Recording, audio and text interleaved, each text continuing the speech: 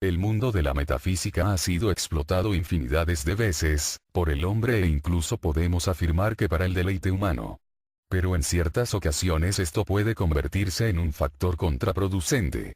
Por esto he decidido contar mis historias para darles a entender que, aunque extrañamente nos produzca gusto asustarnos, esto solo ocurre cuando sabemos subconscientemente que estamos a salvo. Quiero recordarles que estas historias todas van a ser reales porque solo así podré darles una experiencia sobresaliente, y sé que podré acceder a ellas por el entorno donde vivo. Sin más preámbulos empezaré con la primera historia. En mi familia hay una extraña combinación de sucesos paranormales y desde pequeño he sido testigo de estos.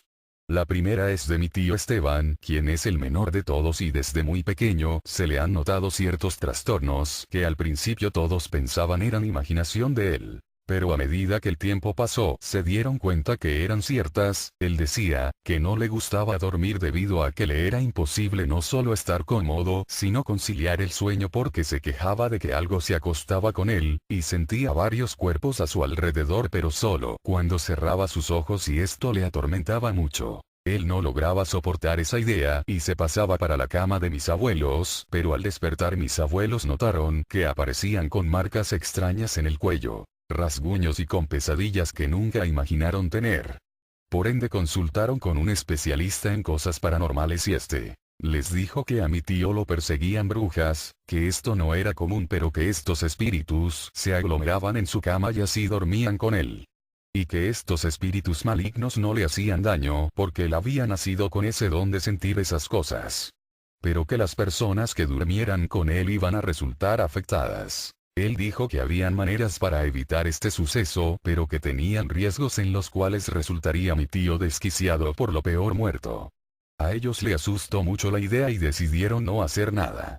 No sin antes preguntar si estas presencias podían lastimarlo. Y él respondió que si él no se metía con cosas paranormales a fondo estas brujas no le podían hacer nada. A mi tío le costó mucho trabajo adaptarse a estas cosas, pero con el tiempo se dio cuenta que eran inofensivas aunque escalofriantes.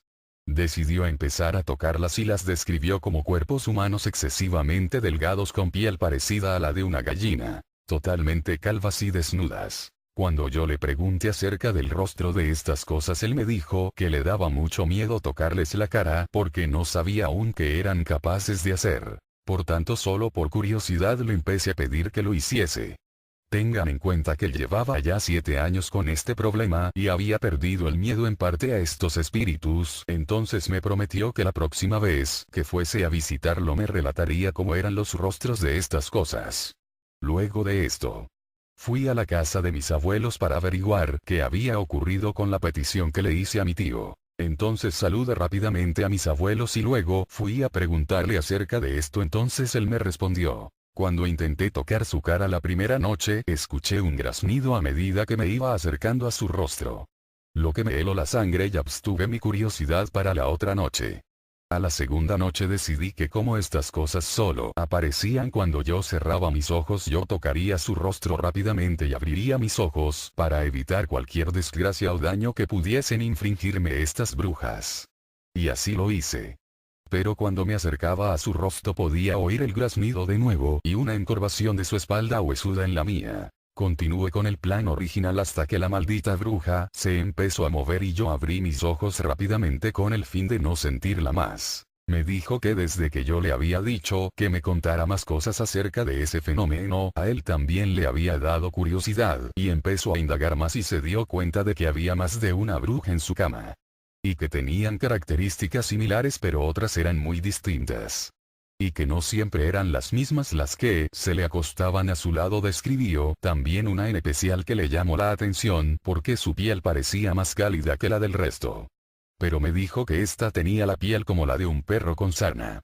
Y esto le resultó perturbante. Me contó también que notó que las brujas desaparecían cuando el primer rayo de sol salía y que aparecían cerca de las 9 de la noche. Irónicamente me interesaba mucho estas cosas paranormales aunque era bastante cobarde. Mi tío era mayor solo 8 años y yo tenía 10. Luego de esto no pude volver donde mi tío por unos 8 meses, pero me llegó la noticia de que estaba visitando un psiquiatra.